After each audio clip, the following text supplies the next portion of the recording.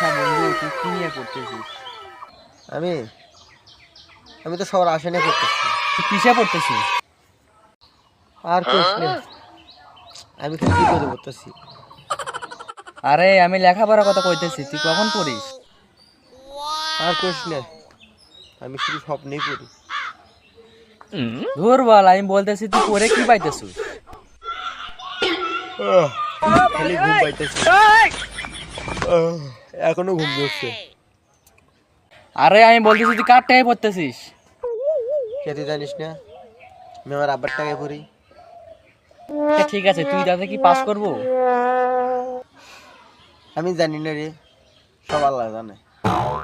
তাহলে তুই পড়তেছিস কিসের জন্য এটা ক। সেটাও জানি না রে, সেটাও আল্লাহ জানে। থাক রে, ভালো লাগছে না, যাই গে।